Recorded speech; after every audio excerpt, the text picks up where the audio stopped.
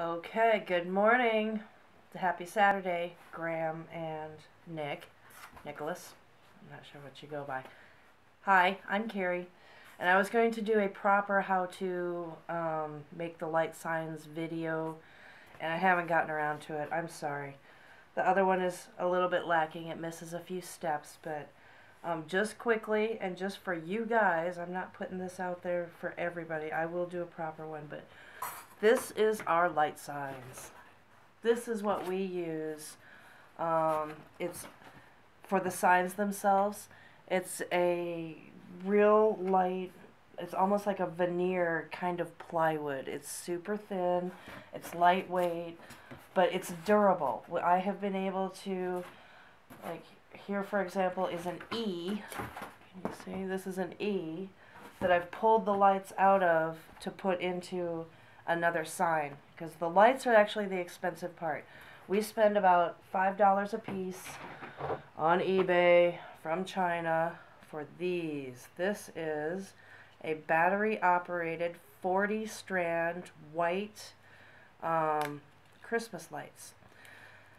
And then what you do is you get these off of eBay, and then you get your board here and you drill holes in it such that you can poke the lights through the back like that, and that's how you make the light signs. And then they just stick in like that. Now, we have also, for some of them, glued in the lights. They'll stick in like that, okay, you can stand and take a picture, but if you're going to march or walk at all, they kind of fall out, and then you spend time putting in each little light. So it's good because you can really use the light strands on other stuffs, but it's bad because you spend a lot of time during your action fixing things and, you know, making them all proper for the picture. This is one that I glued in. This is an IT. It is drilled for an eye, but I have right now only pushed the lights in for the T part. The bottom is left blank, but I can take these extra lights on the back here and string them through the bottom and turn our T into an I. So there's one way you can kind of stretch your materials and reuse. Okay, so also on the back, this is new actually since I made the first video. When you stack them, it's good to have something for on the back for a spacer. So I am using these styrofoam chunks. This is actually a repurposed cooler that my daughter sent fish or something to us in. And so it's this big chunky cooler that I lost the lid for, but I'm cutting it apart and cutting the chunks off and gluing them to the backs like so.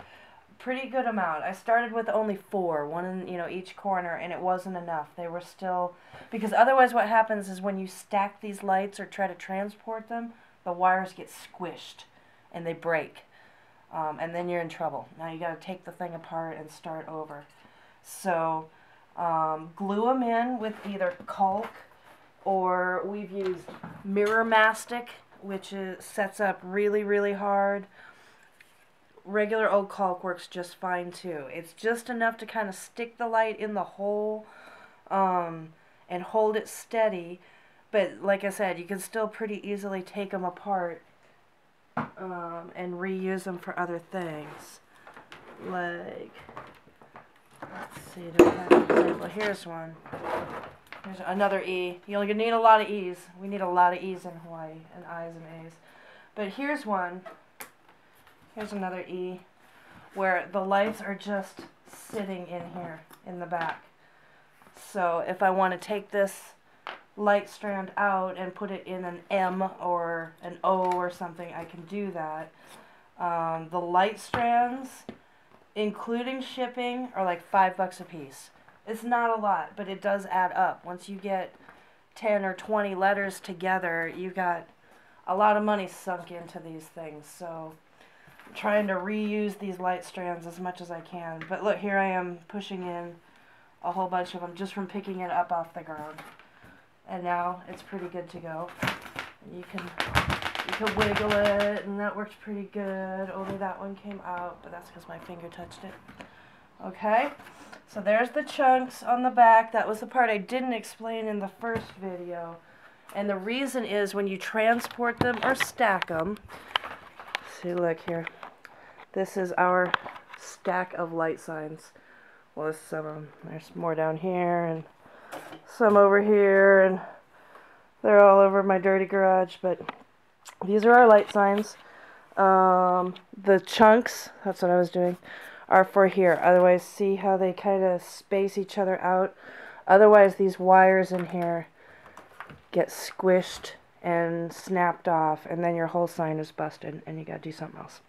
Okay, so that's fronts, backs. Clearly, I guess we paint them black, and then they blend into the night a little better than just the wood color.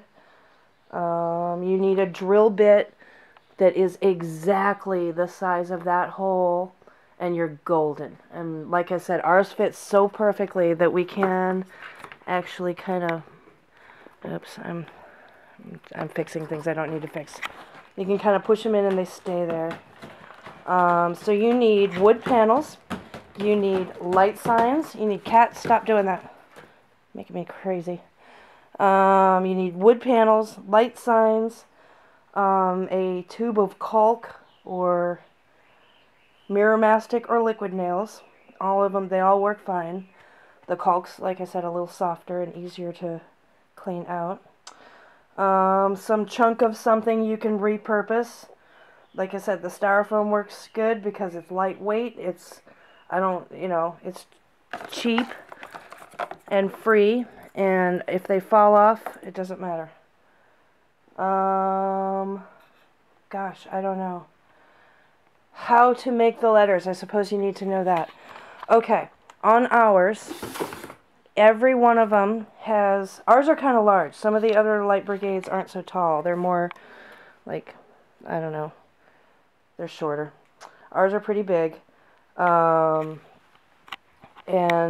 when we do our lights, you got to make sure that you have the same margin on each one. So ours, it's 3 inches. Oh, and here's a good example of one. So typically, most of them, you're going to draw out a box. Okay, this is our 3-inch margin. 3, 3, 3, 3 on each side, and then the letter fits inside that 3-inch margin. And the reason is when you go out and about and you set these things on the ground like this, and because that's what a lot of people do. They stand them on the ground and hold them up.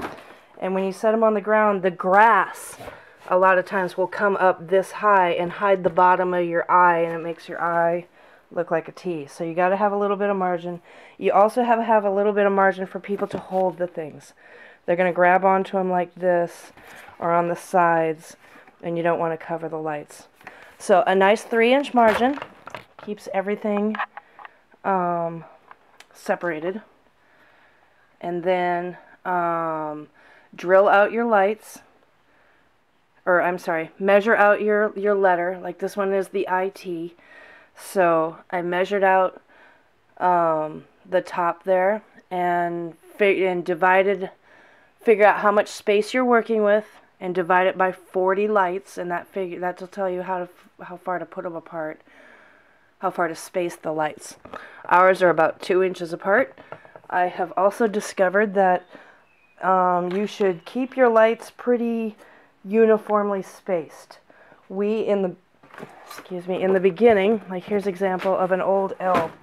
The L lights are spaced much, much closer together. Like, gosh, it's a finger width. Okay? The thing that's bad about that is when you turn it on and put it up next to a light that has the 2-inch space.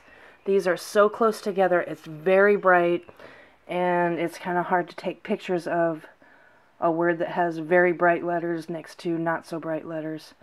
The exposure thing gets to be a trick. But those are some tips and tricks I can think of. I'm sure you'll have more questions. So just let them fly. And I'll try and answer them best I can, but that's how we do ours. And like I said, next week sometime, I hope to get some time together and try and actually make one on camera and explain it as I'm doing it. But hopefully that'll get you started. Aloha, guys.